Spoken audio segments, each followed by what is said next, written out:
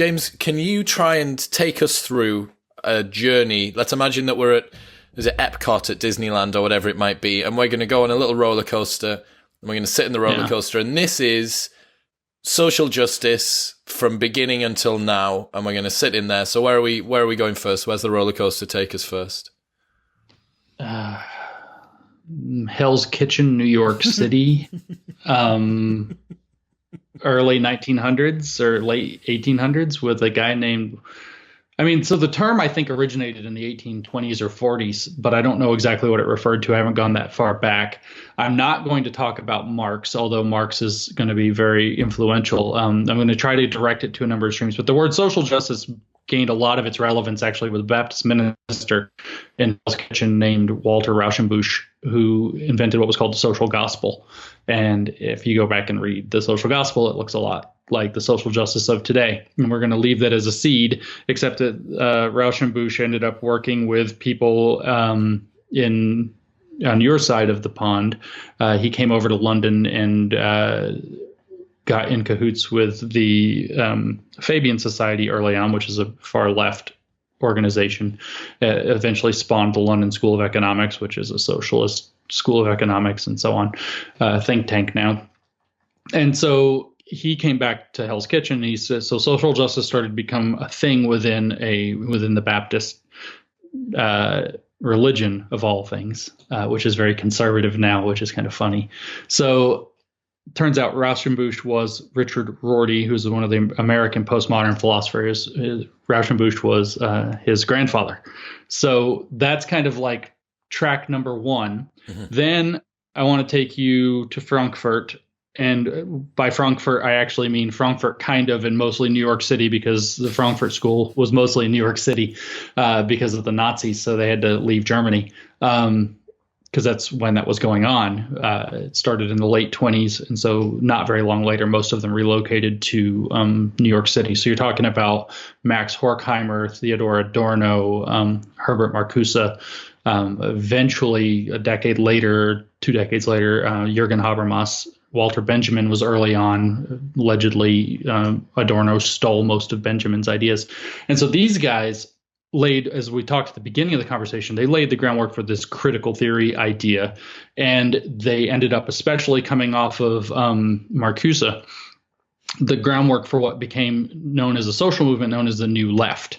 And the New Left is what was responsible for all of the, when you talk about the crazy politics of the 1960s and all of the riots, especially around 1968, the New Left was really what was responsible for that. So these guys' vision for how society should be organized and ultimately viewed through critical theory in order to overthrow the hidden oppressions and injustices of liberalism and Western civilization became a huge political movement on the far left.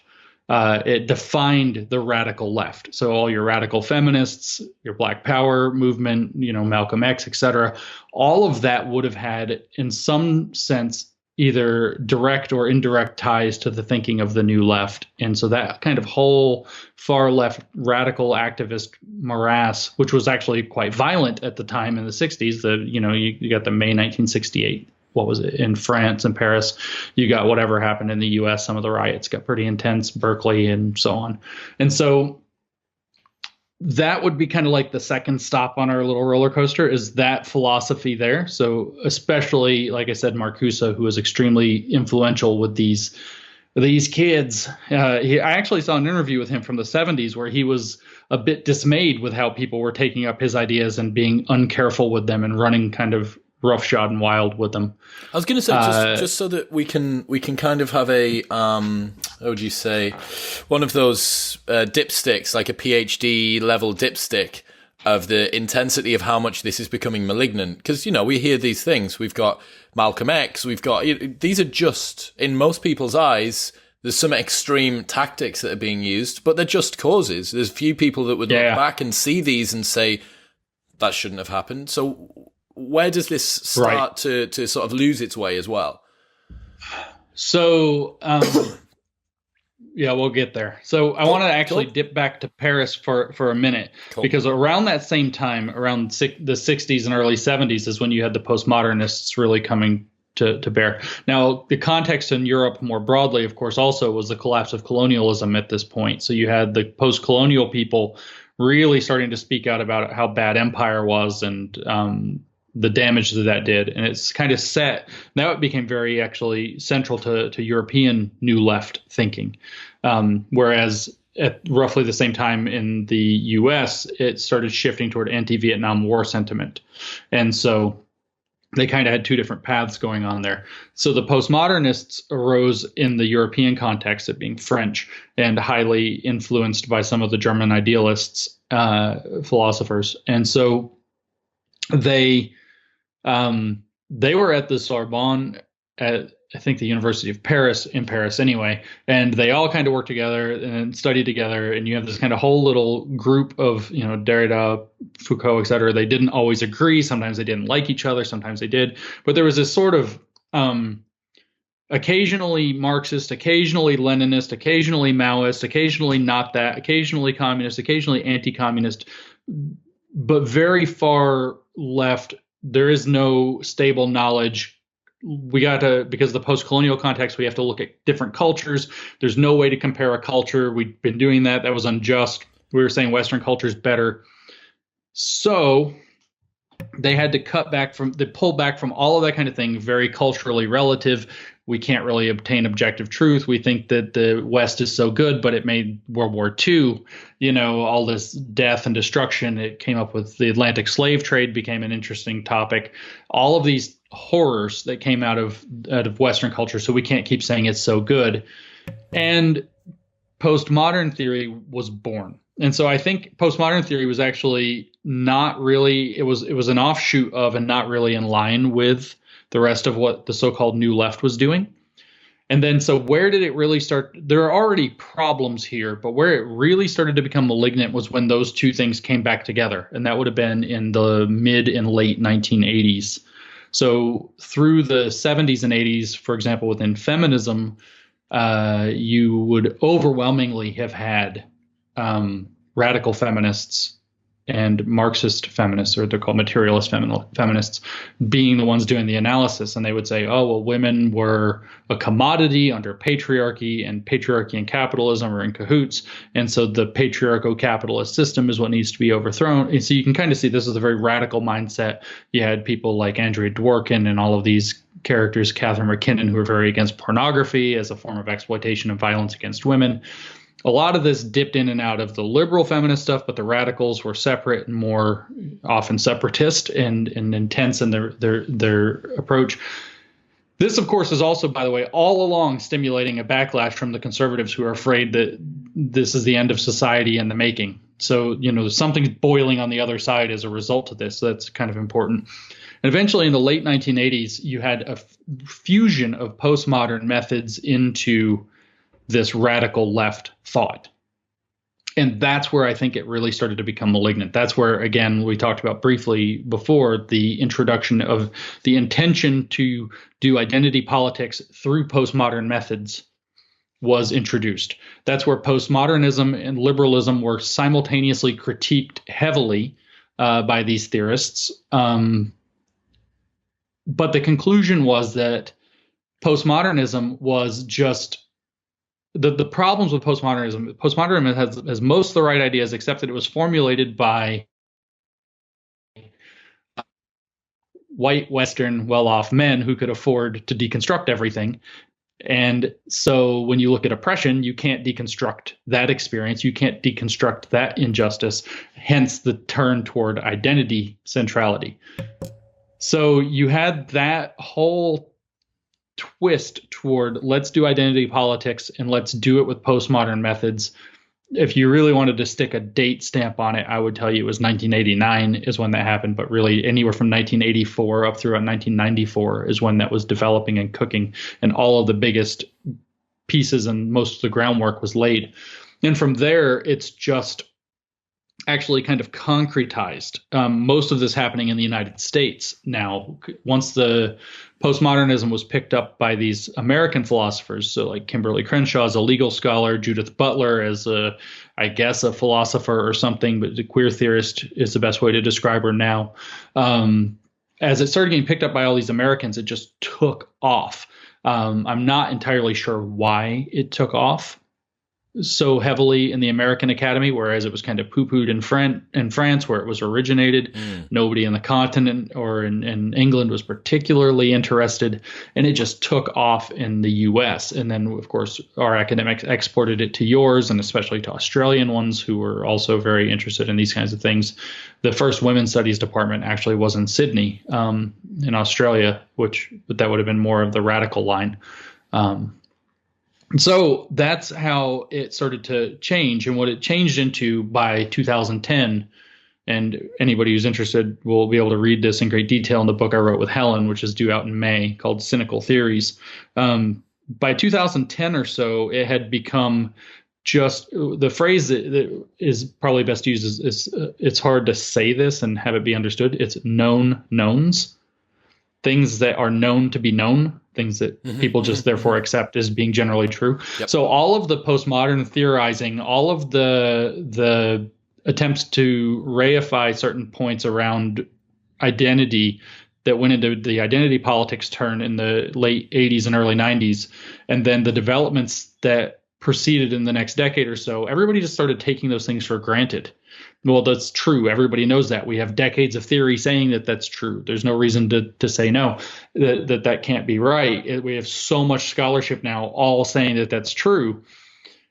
And so by 2010, they just started kind of mixing everything together in this sort of super intersectional framework where solidarity and allyship became kind of core ideas that had to be paid full attention to all the time.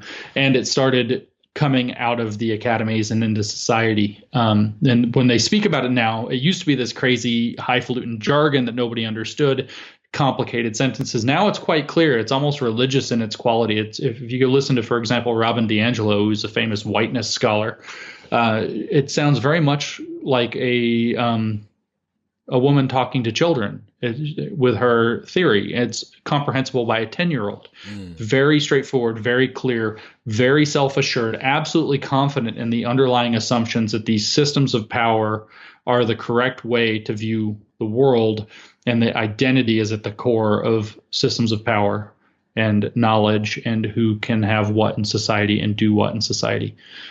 So that's sort of like the broad tour of how this all has come down. Largely because it tends to eat itself also. It tends to concentrate, and get more and more virulent. Anybody who kind of says, well, maybe it's a little bit not quite that extreme, is that person's going to get shut down big time.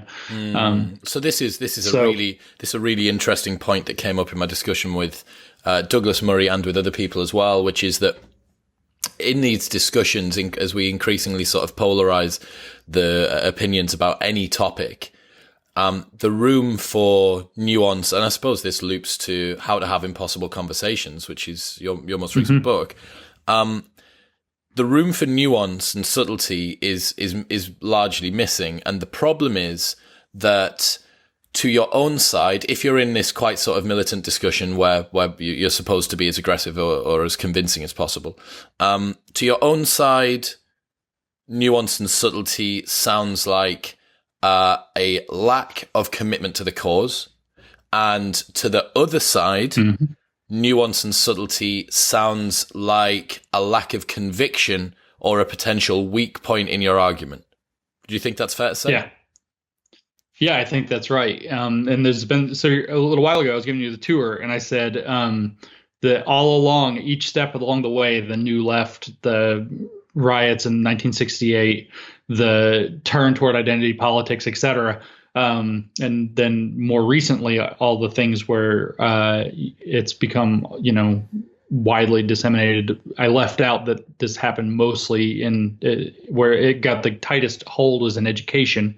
Or schools of education have basically been social justice oriented since the 1980s, which is becoming a problem. Critical pedagogy is what it's called, and it's been more or less the only approach, not even the dominant approach, the only approach to education. So if it's in education, I read that, for example, in colleges, everybody's like, oh, this was coming from the colleges.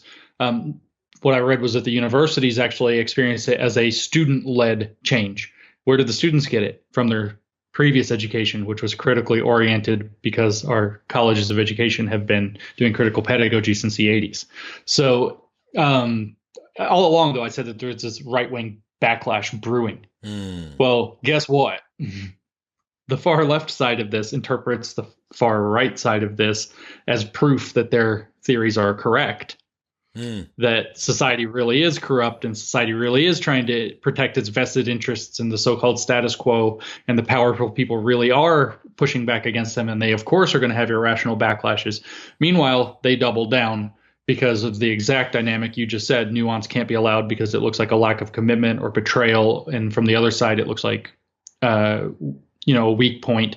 And so both sides have actually pulled apart from one another, seeing the other Helen and I wrote an article in 2017 that we titled this dynamic existential polarization, where both sides now actually believes if the other side gets any power whatsoever, it's an existential threat, either to the planet or to our way of life or to our civilizations or societies or something like this. And so that's absolutely non-negotiable. Nuance can't possibly exist in such a situation. Yeah, it's no longer a threat to just your side. It's a threat to everybody, even the people who aren't involved and who don't know it, and they're a threat to themselves as well. Right. And so critical theory, of course, stems out of this idea that generally the unwashed masses don't know what's good for them. That was more or less Antonio Gramsci's underlying idea. That was what you saw. A lot of the motivation on the Frankfurt School was that if you leave the masses to choose things for themselves, they won't choose art and poetry. They'll choose football and beer and go into the strip club or whatever it happens to be. And so people tend not to choose what's best for themselves, and they need some kind of philosopher king to be able to choose for them. The postmodernists, in particular, Baudrillard and Lyotard, were particularly concerned with this.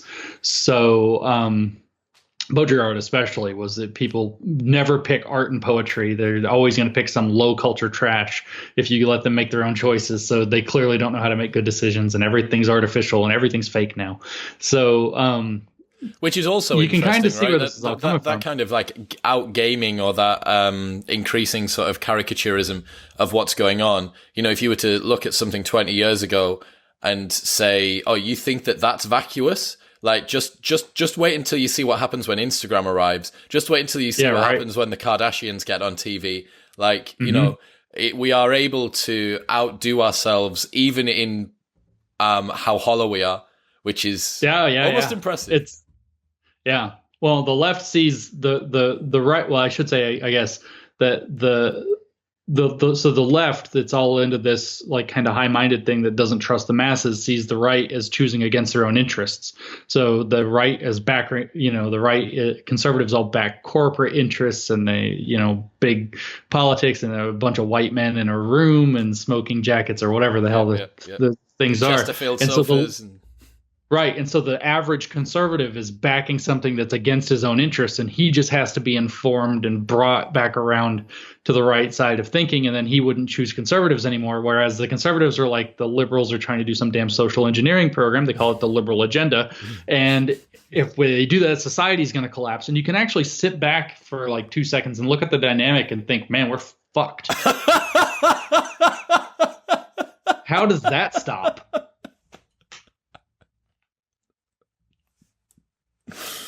Yeah.